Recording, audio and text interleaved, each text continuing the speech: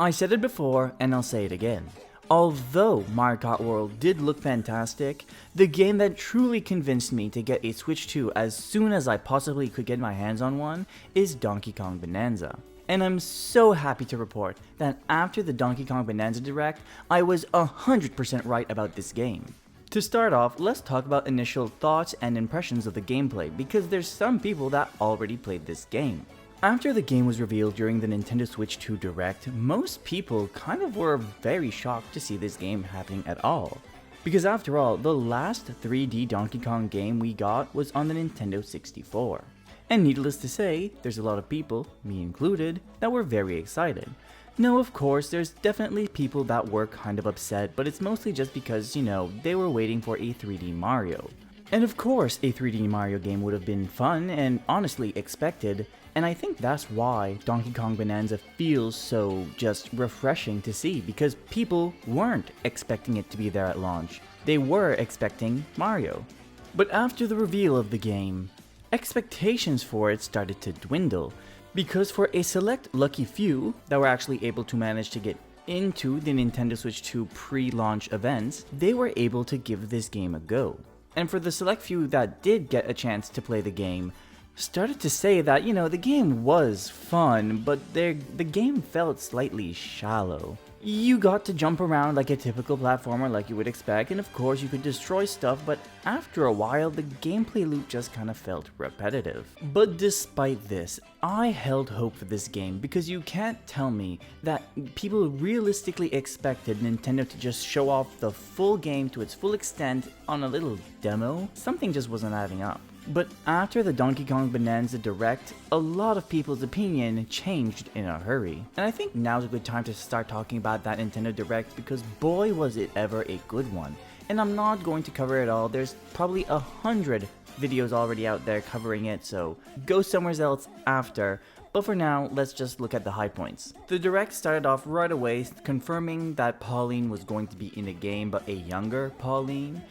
And this wasn't very much of a shock, because we already knew because of a leak coming out of the Nintendo of South Korea, I believe. And essentially, the story is going to revolve around Donkey Kong and Pauline going to the center of the planet. In a sense, it's kind of like the opposite of Luigi's Mansion 3. Instead of climbing up, you're kind of going down levels. A bit like Mementos in Persona 5, I guess. And I do find a lot of the mechanics as basic Donkey Kong that they aren't that special on their own, but I feel like they did a really good job of taking them a step deeper. Let me explain. Of course, there are the very basic mechanics that you would expect Donkey Kong to be able to do, such as, jumping or punching. But you can also tear off chunks of the ground. But it's what you do with the piece of ground after that's interesting. Because, of course, as you would expect, you're able to just toss it. But they didn't necessarily just stop there, they went a whole lot deeper. Because depending on what you're picking up, such as sand, you can actually pack the pieces together to create new structures that you can use to traverse to places. And even on top of that, if you grab a chunk, you can do what they call a chunk jump, which is a double jump essentially. They also took the time to introduce the giant elders, which are going to be the people, I imagine, that give Donkey Kong his Bananza powers, which basically lets him transform into a bigger version of himself, a zebra and an ostrich. And they also formally introduced the new Kongs, which are Grumpy Kong, Poppy Kong, and Void Kong. And mark my words, one of these three monkeys are going to be in the next Smash game. I could just feel it happening. My bet is on either Void Kong because he's the main one of the three, or Poppy Kong. And just because I said that, it's going to be Grumpy Kong. And I would say the final big features of the game are going to be the challenge missions and the skill points, which are totally not required for the game, but it's nice to see that they did include them. But now that we've covered the bigger parts of the Direct, now it's time to look at what I think about the game. But before that, a short message.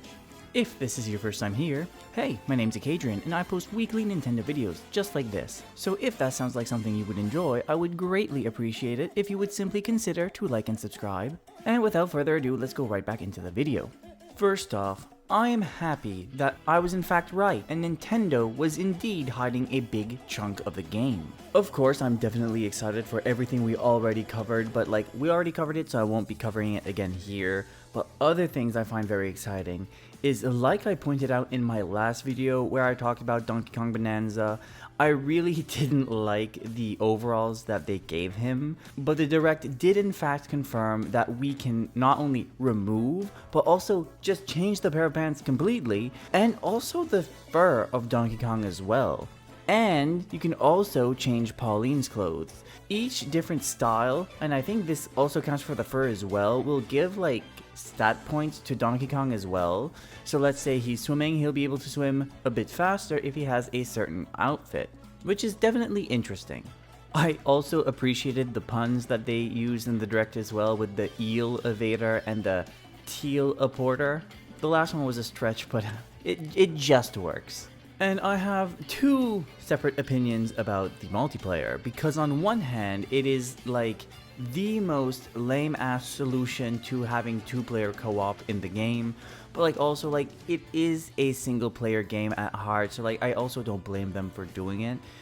To me, it kind of reminds me of Super Mario Galaxy, where I believe player 2 had the opportunity to be like a Luma.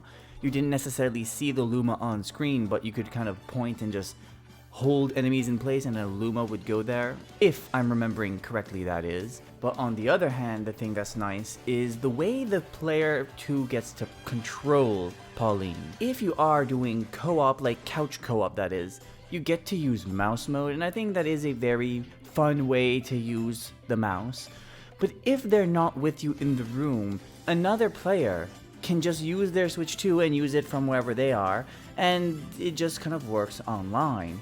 But the coolest part about it is, although Nintendo has been, you know, kind of been bashed a lot recently for being very anti-consumer, and they swear that they're not, and like, of course they're going to say that they're not, they're a company, and usually people that are accused of something are clearly going to try to defend themselves in the best way possible. I think it's really cool that you get to also have a second player use their Nintendo Switch 1 to play this Nintendo Switch 2 game.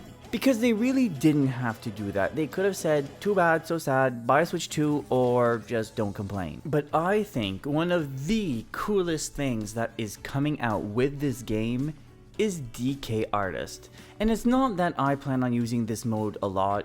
Actually, I probably won't end up using it at all. But this is kind of my mentality with it.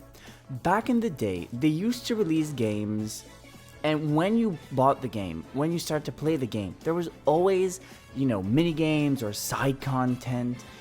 And eventually, as you know, the years went by, suddenly the games not only no longer had it, but also games started to release that weren't even done yet. And then suddenly you have these day one patches, and on top of that, they have the gall to try to upsell us on DLC afterwards. And I think that is why DK Artist is so cool to me. It just, you know, in that vein and train of thought. But with all that being said, let me know down in the comments, are you excited for Donkey Kong Bananza?